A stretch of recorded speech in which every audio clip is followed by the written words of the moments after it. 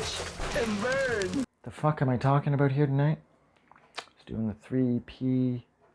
That's right. Tonight I am going to be, or hey everyone, tonight I am going to be discussing Brothomstates' EP that is Qtio. Qtio. Qtio. I'm not entirely sure how to pronounce that or if you're even supposed to pronounce that. But that is what I am going to discuss. Now, Brothomstates, they are one of the more mysterious and elusive acts that Warp Record have ever sort of hooked up with. I don't believe there's this EP and then there's Claro, which is Brothomstates' full length. And I think that's all Brothomstates' story. Can't talk. I think that's all that Brothomstates. It's not that difficult. Brothomstates. Unless I am pronouncing it completely wrong, in which case I guess it is kind of difficult. But nonetheless, I fucked the name up a few times over the past 30 seconds or so. But nonetheless, I don't even remember what I was saying anymore. God damn.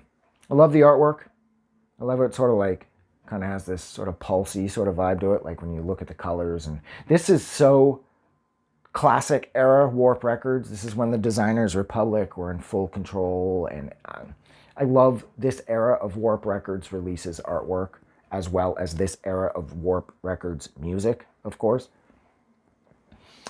This EP flows so incredibly well that it's difficult for me to really pick out tracks that I love more than, say, other tracks.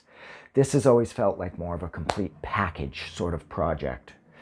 I like how I've always found, or I shouldn't say always found, I found between Brothomstates' two releases that Brothomstates are borrowing from Autechre's sound, but not to the point where anybody is ever going to be able to accuse Brothomstates of sort of stealing Autechre's sound. There's no theft going on here. It's just, it's cut from the same cloth.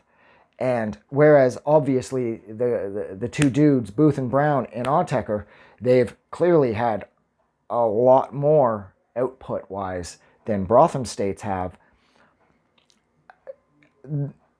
This release does remind me of sort of, actually, yeah, this era of Autechre too, the late 90s, early 2000s era of Autechre is exactly what this EP, which, if I'm not mistaken, this was released around 2000, give or take.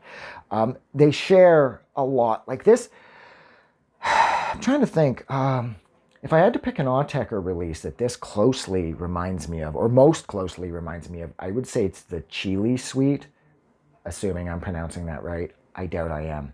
That is the Autechre release that this EP most reminds me of. But again, this EP stands 100% independent on its own without the need to borrow any of Autechre's clout, because this is really well realized. The songs on here, it's almost like, I'm trying to think of the best way to word this, but it's almost like there's like a like a sense of community between the tracks on this EP, where they're working together in order to sort of progress the sound or whatever, sense of community among music, you know, like the actual songs, not the musicians themselves, because of course then there could be, and there is, several different music-based communities. But as far as tracks on an EP working together in that sense, that's kind of dumb. I probably shouldn't have said that. But that is what I love most about this EP, is just that sense of togetherness where each track just builds off the prior track, and then it just keeps edging its way up to this. I don't know. This is like, this EP is perfect. Outside of the sampling of the casually misogynistic / racist hip-hop that is overused in the first track. I don't love that, but it's actually not... Well, no, actually, now that I'm thinking about it, it is kind of a big deal concerning how I feel about the first track, because it just, that sample, it's just... Ugh. It's just, it subtracts from track one considerably, because of the simple lyrics. It's only like, it's like one loop, you know? But I just don't like the language being used.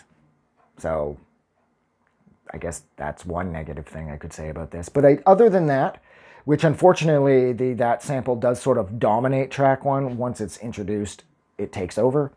But other than that, even with that, I mean, it's not the end of the world. I'm so used to hip hop being so vulgar and everybody who's into hip hop only seeming to dig the most vulgar elements. And it's like, so they always like, oh, this song's, fuck, man, he's talking about something horrible here. I got to oversample this. And I don't understand what people's obsession is with misogyny. I never got it. But it doesn't matter. I'm sure that the dude in Brothomstates did. That was not his intention when he sampled whatever song that is, whoever that person is. But nonetheless, I don't love it. And other than that, this is perfect. Even despite that, this is still perfect. I just don't... Not the biggest fan of misogyny. So, yeah. So, thank you for hanging out with me for a little over 6 minutes while I discussed Brothomstates' only EP, I believe, for Warp Records, and that is Qtio? Fuck. I know I'm butchering that. But yeah, like always, don't forget, if you liked this review, don't forget to do something nice for somebody, but most importantly, don't forget that the world is a better place because you are in it, and I really appreciate you making it till the end of the video. I know I fucking ramble, yo.